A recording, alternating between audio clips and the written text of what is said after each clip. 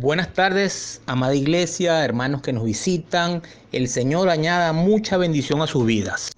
En la tarde de hoy traigo para ustedes una palabra poderosa, una palabra que Dios ha puesto en mi corazón para todos aquellos que tienen preocupaciones financieras, todos aquellos que piensan que la finanza es una limitante para sentirse plenos y gozarse en la gloria del Señor.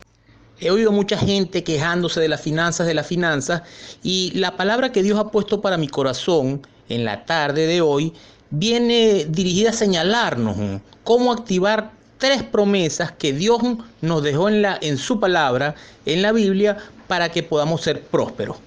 Sin embargo, tengo que tener la seguridad que esta palabra es para ustedes. Quien quiera conocer, aunque ya es conocido, esto está en la Biblia, pero quien quiera que le señalemos, que le recordemos cómo activar esas promesas, por favor diga amén. Porque si esta palabra no es para ustedes esta tarde, no hay problema. También tengo preparada una que tiene que ver con la misericordia. Bueno, como la palabra es para ustedes, entonces busquen papel y lápiz para que tomen nota. Esta palabra entonces sí es para ustedes. Vamos a comenzar. Número 1. Para recibir bendición en materia financiera, debemos comprender que somos bendecidos para ser una bendición. Anota ahí. Número 1, bendecido para ser una bendición. Todas las personas en el mundo comprenden que hay una diferencia, entienden la diferencia entre una mano abierta y un puño cerrado. La mano abierta acoge, recibe, mientras que el puño cerrado representa violencia, ira, rabia. El conocido Billy Graham, quizás el predicador más famoso en América en el siglo XX, dijo una vez que Dios nos da 2 manos, una para recibir y la otra para dar. Bueno, en el viaje a la bendición para ser bendecidos, las 2 manos deben permanecer siempre abiertas. Para ser bendecidos debes tener las manos de recibir y las manos que dar abiertas. De hecho, la Biblia enfatiza las manos abiertas al principio del Génesis. Cuando Dios llamó a Abraham a una nueva tierra, prometió convertirlo en una gran nación. Entonces, bueno, volviendo ahí, Génesis 12, verso 2 dice: y haré de ti una nación grande y te bendeciré y engrandeceré tu nombre y serás bendición. Desde el principio, el Padre Eterno le decía a Abraham que él iba a ser bendecido, pero le dijo que las bendiciones de Abraham bendecirían a otros. Entonces, él fue bendecido para ser una bendición. El tema, hermano, aquí el rema de esta parte, queridos hermanos, tiene que ver con que nosotros también somos bendecidos para bendecir a otros. Y el asunto es que por eso te mueves del ahora al después. Te mueves de nosotros a un ellos.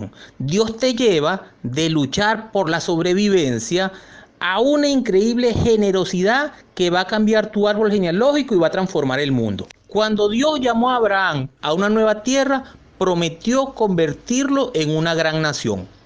Dios nos hizo a su imagen y semejanza, y si somos semejantes a Dios tenemos que ser generosos. ¿Qué quiere decir esto, hermanos? En términos sencillos y coloquiales. Si usted tiene las manitas cortas como el dinosaurio y no le llegan para metérsela al bolsillo, usted no va a ser bendecido. Por mucho que piense que es que yo tengo muy poco, ¿cómo voy a bendecir a otros si apenas me alcanza para mí? Pero en eso está el secreto. En la medida que empieces a dar, vas a comenzar a recibir. Hay una persona que se llama Dallas Willard, un filósofo estadounidense conocido, falleció en el 2013 recientemente, conocido por sus estudios sobre la formación espiritual cristiana, de nombre Dallas Willard, que escribió un libro. Él es famoso por un libro que se llama El espíritu de las disciplinas. Y Dallas Willard explica que muchos creyentes creen la mentira de que la riqueza es mala. Una falsa doctrina, hay una mala interpretación que nos hace pensar que ser rico es malo. Si todos los cristianos creyéramos que la riqueza es mala, lo van a regalar todo y no va a quedar nada para el reino de Dios. Mientras que el otro lado va a estar bien financiado para expandir el alcance de la oscuridad. Dicho esto, hermanos, léase que la prosperidad para los cristianos no es una opción, es una responsabilidad. Dios nos manda que seamos prósperos y que no dejemos un tremendo vacío.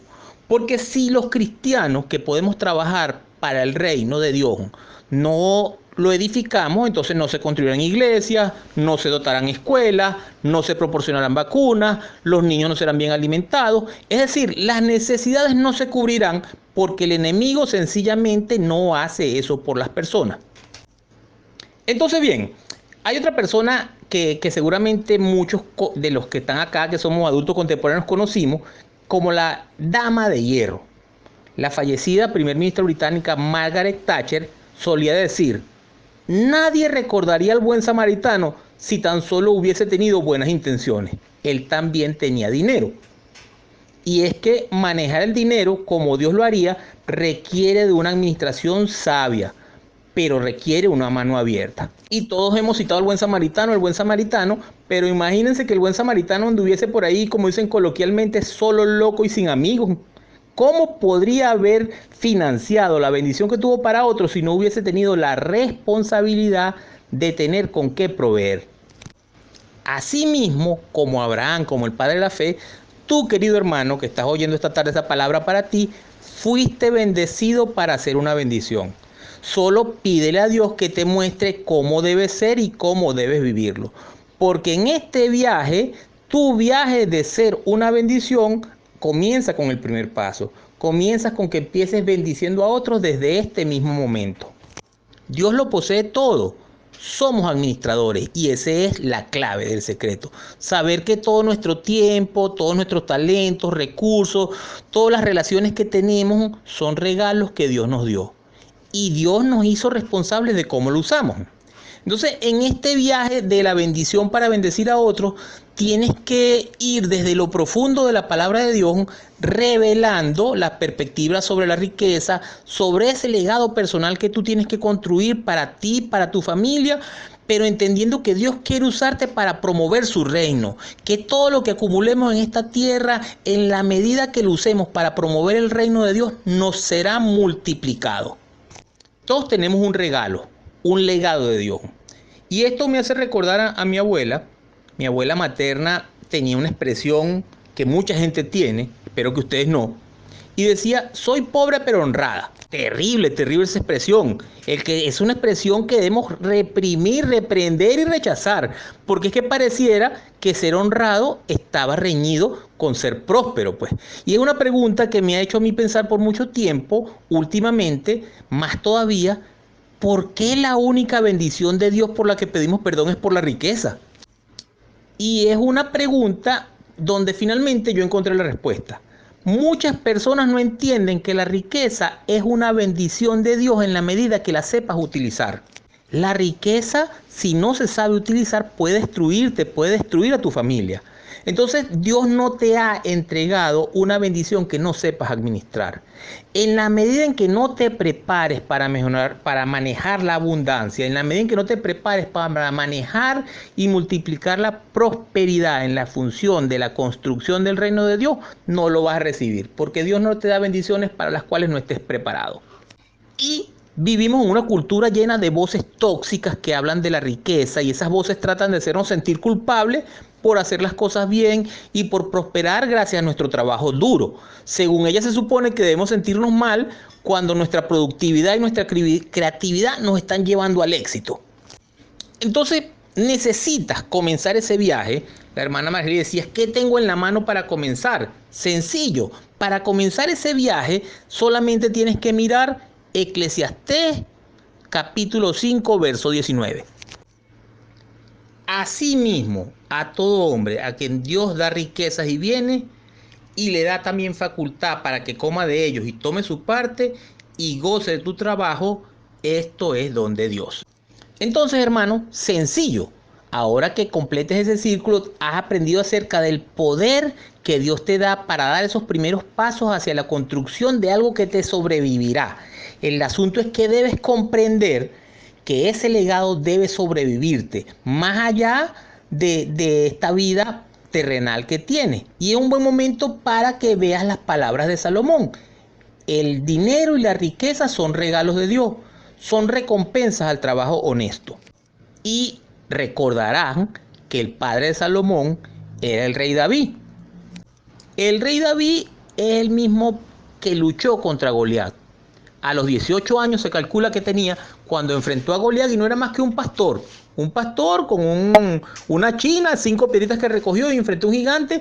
Pero ese día que él fue a enfrentar a Goliat, era dueño de lo que cargaba puesto. No era nada, un pastor, que ni siquiera las ovejas eran de él, eran de su papá.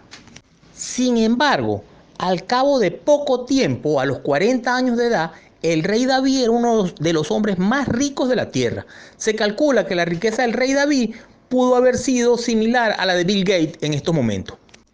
No obstante, el propósito que Dios tuvo para David y para esa riqueza que acumuló no era para su generación, era para la generación siguiente.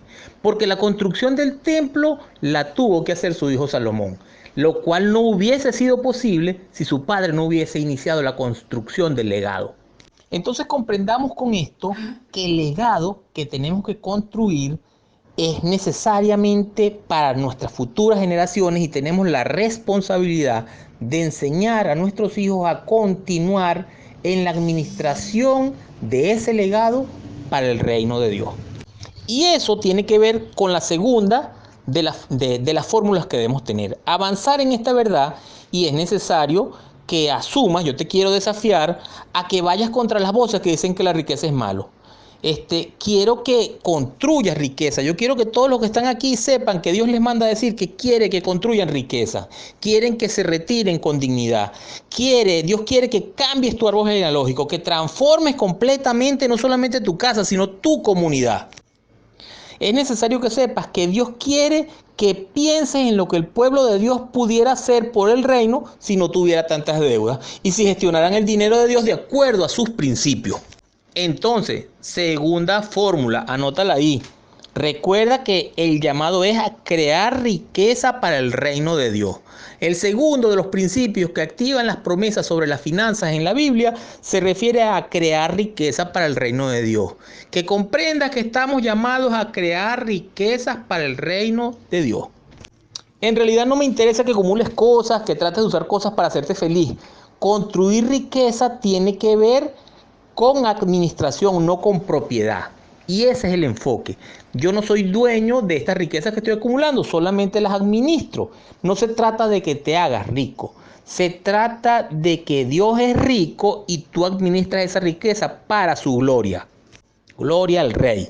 En la medida en que tú aprendas esto que te acabo de decir, crear riqueza para el reino de Dios, y que el rico es Dios y tú solamente eres su administrador, vas a poder comenzar a recibir bendiciones financieras. Hay una ley en las finanzas que se llama la ley de la gran finanza. La ley de la gran ganancia, perdón. Yo he estado dedicado al asesoramiento en inteligencia de negocios.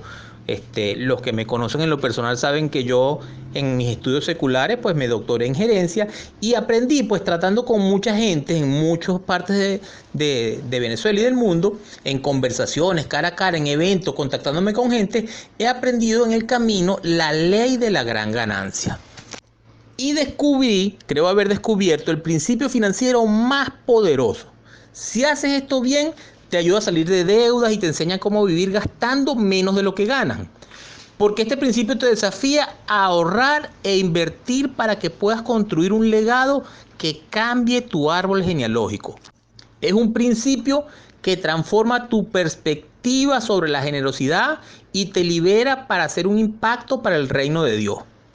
Pero si lo haces mal, afectará negativamente todas esas áreas. ¿Y cuál es ese principio financiero que cambia vidas?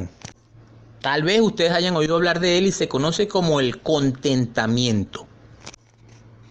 En la primera epístola a Timoteo, capítulo 6, versos del 6 al 8, Pablo le dice a su joven amigo Timoteo que el contentamiento era la clave para una gran ganancia.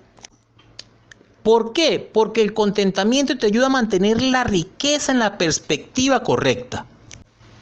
Recuerda que no trajiste nada al mundo y no te llevas nada de él cuando te vayas.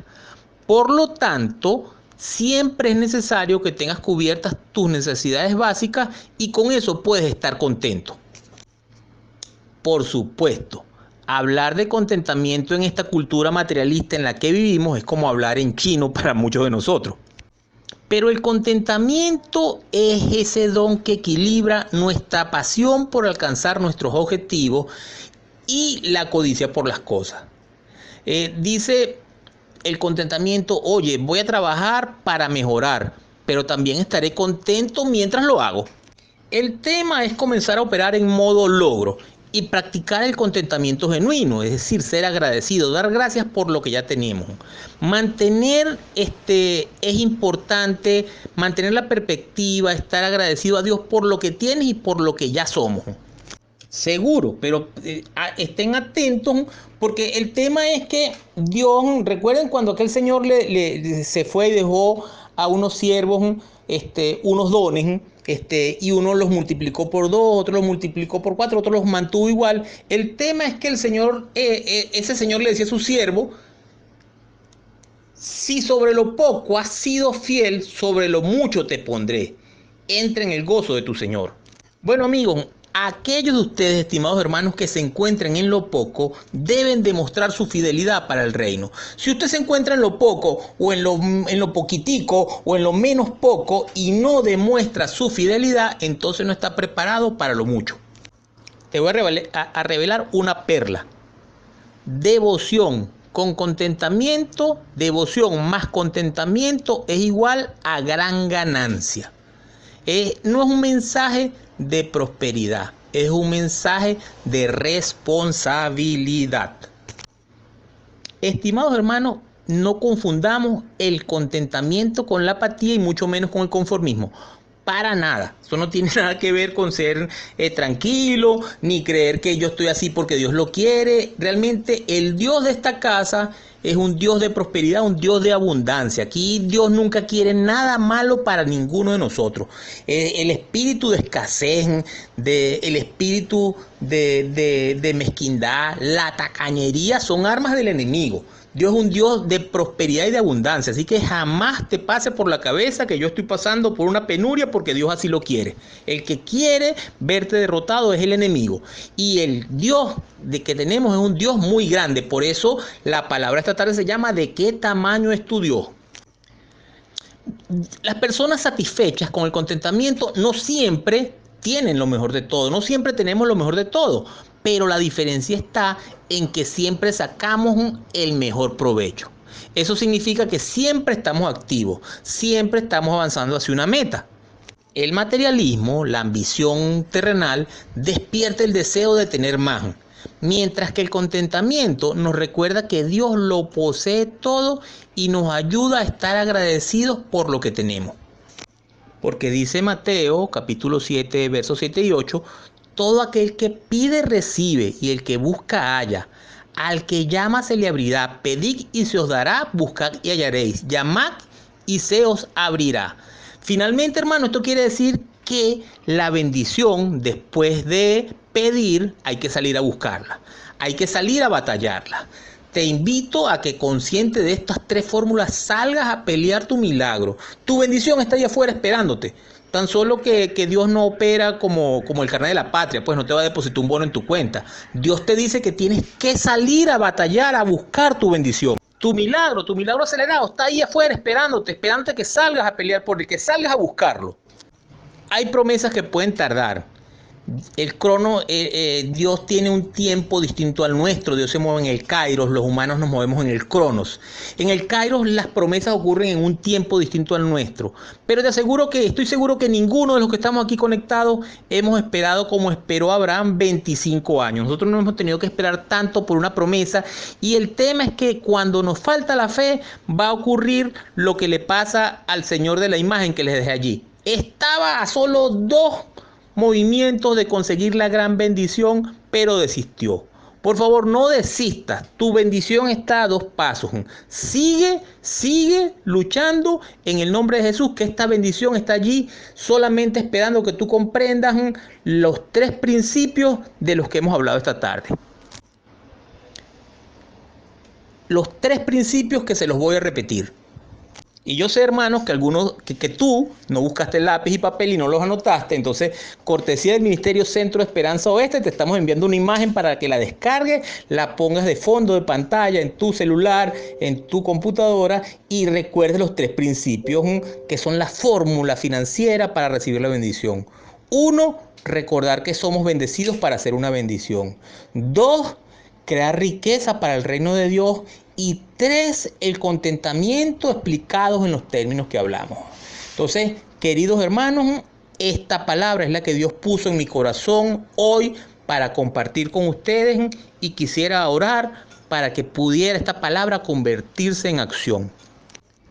Padre eterno, Padre de la gloria, tú que eres el dueño del oro y de la plata, oramos, Señor, para que todo el que esté conectado esta tarde a través de este grupo de Telegram del Ministerio Centro Esperanza Oeste pueda comprender, pueda permitir que esta palabra que tú me diste para que fuera llegado a ellos, comprendan profundamente que es tu voluntad, que no es una opción, Señor, que es su responsabilidad de cada uno de los que recibió esta palabra de trabajar profundamente para incrementar la riqueza del reino de Dios, para poder bendecir a otros, Señor. Permíteles que ellos cambien su árbol genealógico, que su historia de miseria, de pobreza desaparezca, que a partir de este momento, Señor, conociendo la verdad salvadora, sean invitados a tu mesa, Señor, puedan sentarse a la mesa del Rey y puedan recibir las grandes bendiciones, los planes que tú tienes para ellos no fallen, Señor. Estoy seguro que tú no nos dejas, Señor, que tú eres fiel, tu fidelidad es enorme, y te pedimos en tu inmensa misericordia